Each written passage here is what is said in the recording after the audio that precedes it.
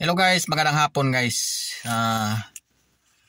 I-video ko lang guys no kung paano titingnan yung sasakyan kung okay, no? Kung okay makina, okay yung chassis, no?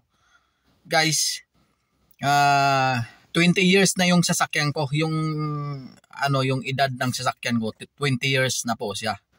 So, dahil marunong ako tumingin ng sasakyan guys, makina at saka chassis, ituturo ko rin sa inyo kung paano titingnan yung sasakyan na okay siya guys, no?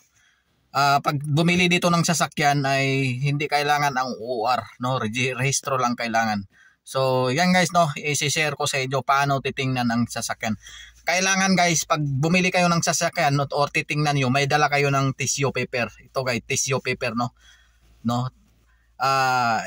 Ipapakita ko sa inyo kung saan gagamitin yung tissue paper guys, no? Kasi importante ito guys, yung tissue paper. Okay. Under chassis, yung chassis number hindi na kailangan guys sa Croatia. Sa Pilipinas kailangan ng chassis number, pero dito hindi kailangan, no? Ito lang kailangan ko guys.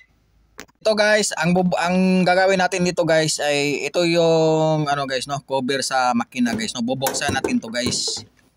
Ito bubuksan natin to.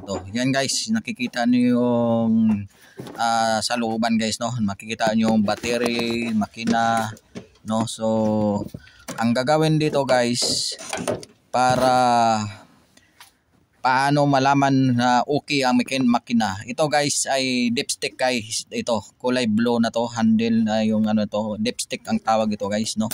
Yung sukatan sa langis.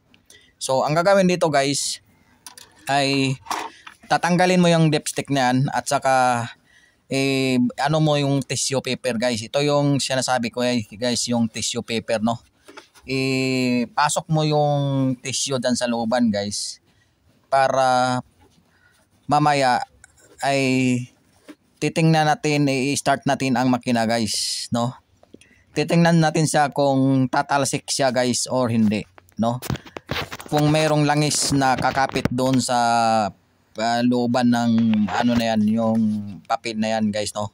So papasok tayo dito sa sasakyan guys. Upo tayo para i-start natin ang makina guys, no? Kailangan one click lang rin yung pag-start guys, no? Huwag yung pangalawa, pangatlo na start. Talagang isa lang pag-click mo sa switch on, start ay talagang start guys, no? Huwag na yung redondo pa. So hindi maganda yon. So dito tayo guys, no? Pag-galawin natin yung manibela kasi nag-lock sandali guys, kasi nag-lock ang manibela.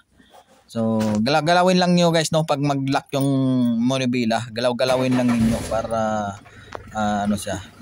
So, ito na ko na. So, naka-start na guys, no? So, puntahan natin, balikan natin dito guys. Dito, naka-start na yan. Tingnan natin yung papel kung may langis siya guys. Kasi hindi tumalsik eh. Oh, so malinis guys, no? Ang papel. So, okay ang makina guys, no? Hindi tumalsik yung tissue paper.